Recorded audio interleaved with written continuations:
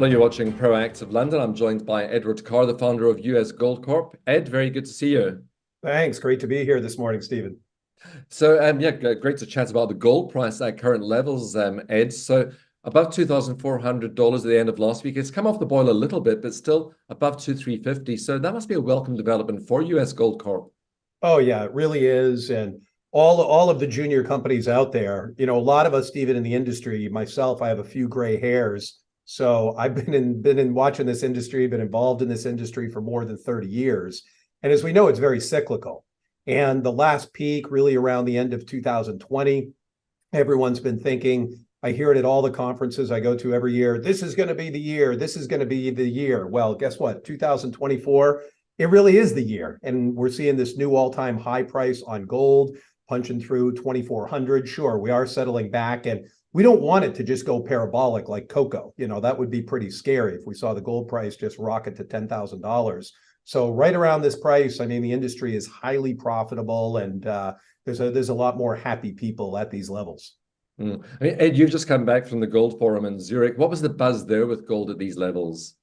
Look, I mean, $2,400 gold, everyone's excited. But I'll tell you something, Stephen, very interestingly, I go to the European Gold Forum every single year. So I've been going there for 15, probably 20 years, and even the Colorado Springs Denver Gold Group in September. And this year, just last week at the European Gold Forum, with gold at 2,400, there were 165 registered investors.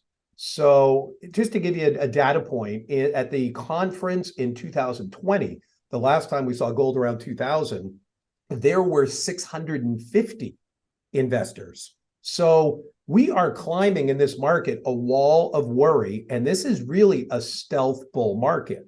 So you've got all of your traditional Zurich long-term gold fund managers that are there looking at the different positions they've invested in, companies for their portfolio.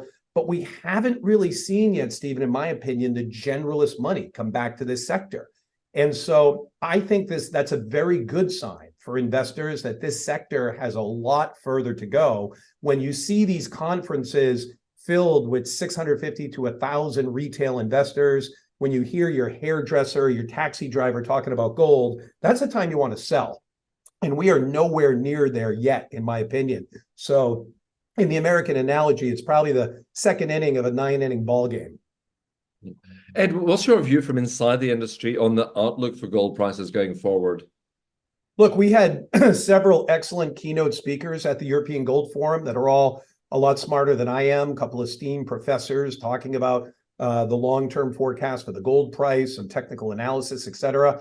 And everyone's very bullish. This breakout to new all-time highs is a confirmation of probably higher prices coming.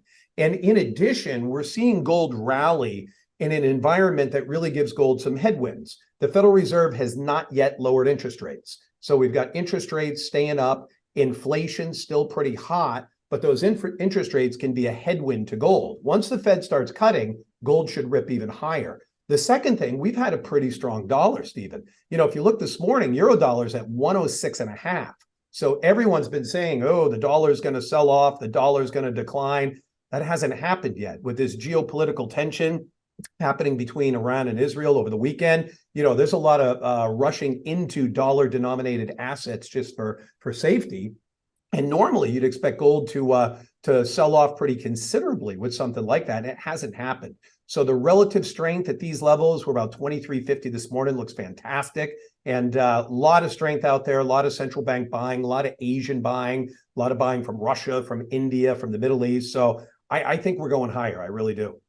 I mean, do you see gold at these levels or even higher as a catalyst for a re-rating of company valuations, Ed, particularly for small cap companies? Yeah, 100%, Stephen. You hit the nail on the head. Most analysts out there, when you look at it, the mining industry in general today has about a $1,250 all-in sustaining cost. And most analysts have a long-term gold spot forecast around $1,600 to $1,700 an ounce. So that gives you a nice $300 to $400 margin. And the big super majors like a Barrick or a Newmont will make money and be cash flow positive. You haven't seen yet a lot of analysts re-rate their models to like a $2,300 or $2,400 spot price. Why? Because this is an industry that loves to disappoint. We get all these pop and drops. Gold goes up to 2,400 and comes right back and, kicks us. And next thing we're at 1,600. I personally don't think it's happening this time. I think we're going to base at these levels and probably head higher. So if when analysts start rerunning their models, when these big super majors and then the mid tiers and then even the juniors start reporting their numbers, people are going to be amazed as to how profitable this industry is and how much cash flow it's throwing off. So that will lead to a whole valuation re-rate of the sectors, specifically the juniors. And we're already starting to see it in some of the recent M&A activity, some mid-tiers taking over other companies. And that's pretty exciting. That's what happens in these sort of cyclical bull markets. Ed, how does gold at these levels improve the economics and the potential of your projects in Wyoming, Nevada, and Idaho? Yeah, I tell you, our project in Wyoming, Stephen, is by far the flagship, the closest to production. Our president and CEO, George B., has guided the street. He thinks he will have a permit approved within the first half of this year. And on the US Gold Corp website, there is a presentation. It has some what's called a sensitivity analysis table. So investors, I'd encourage them to go look at that. And you can see how at different spot prices, the project becomes more and more valuable. At 23.50 gold and 4.25 copper, the net present value on that project today is well north of $500 million. So that's a lot higher than the $323 million that was done during the time of the PFS. So that's where you get the real leverage in these junior companies. When that gold price increases, these junior companies can become wildly profitable. Another thing to look at is, what does a company have for ounces?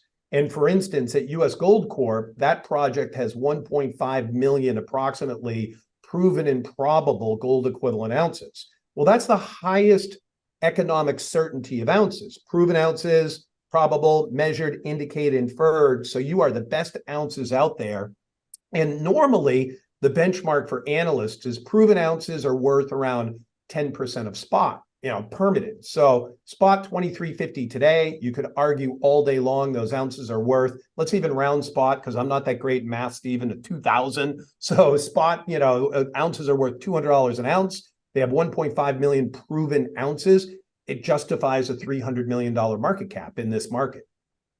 I mean, you really want to get those shovels in the ground then, wouldn't you, Ed?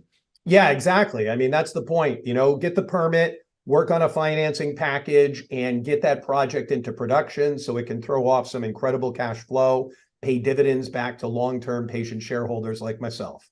Well, Ed, I hope you'll keep us posted on any progress at your projects. Thank you very much for your insights today. Thank you, Stephen. Really appreciate it. Great to be here. That's Edward Karr, the founder of US Gold Corp.